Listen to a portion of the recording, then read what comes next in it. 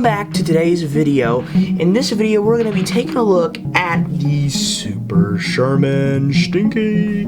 We're going to be telling you if it's worth the price, all the history. Sounds like a plan, man, Stan. Alright, so here it is, the Super Sherman in that dark tan color. Very, very cool. Got a ton of stickers. But Dave, what's the history behind this bad boy? Well, this tank originally sold for $320 on Brickmania. Had 760 pieces. It's a Dan Siskin design.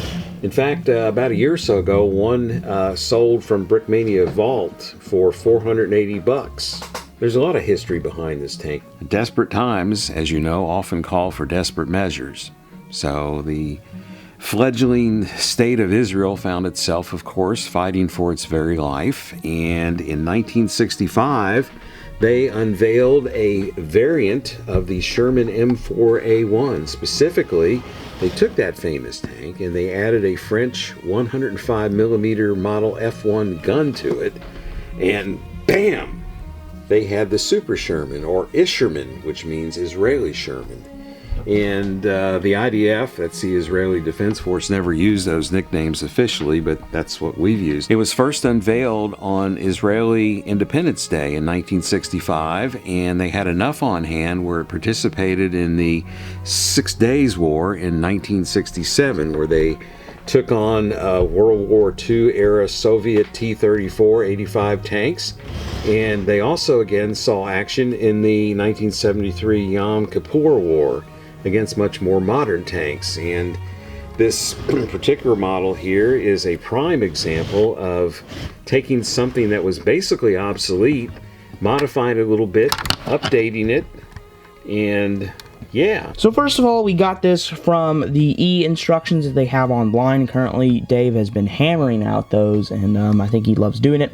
And yeah, so to get it, I think the instructions are $10, and you get this really awesome tank, the instructions for it. Now, in addition to that, you'll have to buy the parts from Bricklink, of course, and then you'll have to buy, you know, your muzzle brake there and all that. So how much, Dave, is that going to run you? Well, it's kind of the market price and what parts are available the day you go on Bricklink. Fortunately, I just went on today just to check it out for video purposes. You only had to go to 3 sellers in order to get all the parts, and that came to a whopping total of $72.48. I mean, again, you're looking at what day, the price of Bricklink's market right now, and just all kinds of stuff, depending on which country you live in, so it really just varies on a lot. And to that, you would have to add tax, which in our case would be $7.30, and I didn't want to put them into carts because I didn't want a record of that, but I would estimate about $20 shipping and handling. So you come in right at about $100 for the parts. Came to about $123.78, which is a pretty far cry from the original selling price, which was $320. Now, as far as details go, there's a lot of details on this kit, but there's no interior details or anything like that.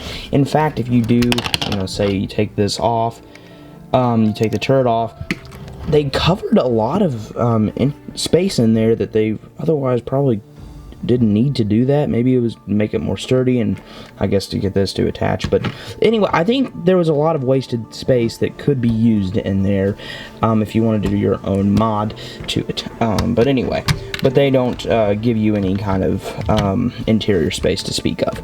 Alright, so you got opening flaps that you could stick a man in, and he could be chilling, if you know what I mean. Then you have another 2 on the turret up there. So you have an M2HB machine gun up top, and then a 30 cal ball mount machine gun in the front. And I really like the Israeli markings.